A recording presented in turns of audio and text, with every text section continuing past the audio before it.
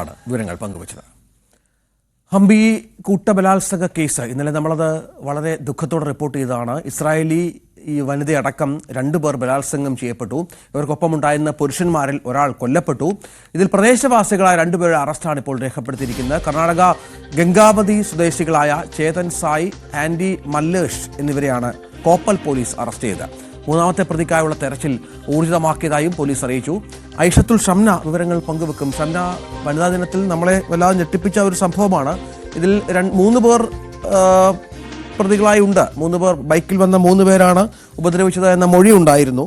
2 പേർ പ്രദേശവാസികളാണ്. മറ്റു വിവരങ്ങൾ പോലീസ് പങ്കുവെക്കുന്നത് എന്താണ്? രഞ്ജിത്ത് സൂചിപ്പിച്ചതുപോലെ തന്നെ 3 പ്രതികളായിരുന്നു ഈ കേസിൽ ഉണ്ടായിരുന്നത്. ഈ 3 പ്രതികൾ രാത്രി 11 മണിയോടുകൂടി ഈ ഇസ്രായേലി വിദേശ വനിതയടക്കം 4-അംഗ സംഘം പോകുമ്പോൾ 5-അംഗ സംഘം രാത്രിയിൽ പോകുമ്പോൾ കനാലിന് അടുത്ത് വെച്ച് ആക്രമിക്കുകയായിരുന്നു.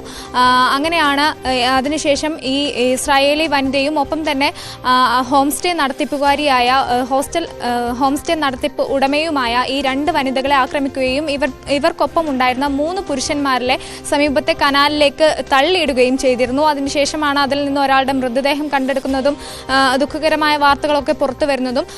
അന്ന് തന്നെ ഈ ഹോസ്റ്റൽ ഉടമ പോലീസിന് നൽകിയ പരാതിയിൽ കൃത്യമായി പറഞ്ഞിരുന്നു 3 പേരാണ് തങ്ങളെ ആക്രമിച്ചത്. ഇവർ 3 പേരും ബൈക്കിലെത്തി ആദ്യം പെട്രോൾ പമ്പിലേക്കുള്ള വഴി ചോദിച്ചു, പിന്നീട് പണം ആവശ്യപ്പെട്ടു. ഇത് നൽകാത്തതിനെ തുടർന്ന് ആക്രമിക്കുകയും പിന്നീട് ഈ ഒപ്പം ഉണ്ടായിരുന്ന പുരുഷന്മാരെ കനാലിലേക്ക് തള്ളിയിട്ട് തങ്ങളെ ബലാത്സംഗം ചെയ്യുകയുമായിരുന്നു എന്നാണ് പരാതിയിൽ പറയുന്നത്.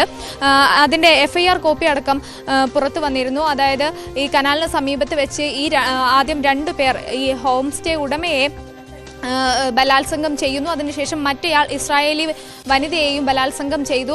അങ്ങനെ ഗുരുതരമായ നാടിനെ നടുക്കിയ വാർത്ത തന്നെയാണ് വനിതാ ദിനത്തിൽ പുറത്തു വന്നത്. അതിൽ തന്നെ ഇന്നലെയാണ് ഈ 2 പ്രതികളെ, പ്രദേശവാസികളായ 2 പ്രതികളെ അറസ്റ്റ് ചെയ്തിരുന്നത്.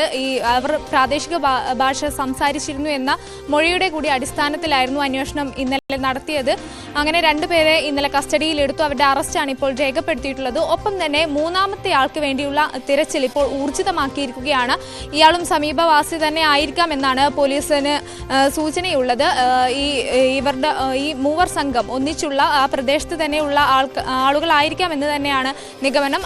അത്തരത്തിൽ തന്നെയാണ് ഇപ്പോൾ ആദ്യഘട്ടത്തിൽ തെരച്ചിൽ നടത്തുന്നതും. ഒപ്പം തന്നെ മറ്റ് പ്രതികൾക്ക് മറ്റാർക്കെങ്കിലും ഇതിൽ ബന്ധമുണ്ടോ, ഇതുമായി ബന്ധപ്പെട്ട് മറ്റു പ്രതികൾ ആരെങ്കിലും ഉണ്ടോ എന്ന തരത്തിലേക്കുള്ള അന്വേഷണവും ഊർജിതമാക്കിയിട്ടുണ്ട്. രഞ്ജിത്ത്, ഇതാണ് സാഹചര്യം. ഏതായാലും 3 പേരാണ് പ്രതികൾ. 2 പേർ പിടിയിലായി. 2 പേരും പ്രദേശവാസികളാണ്. ഒരു പ്രതിയെ കൂടി പോലീസ് അന്വേഷിക്കുന്നു.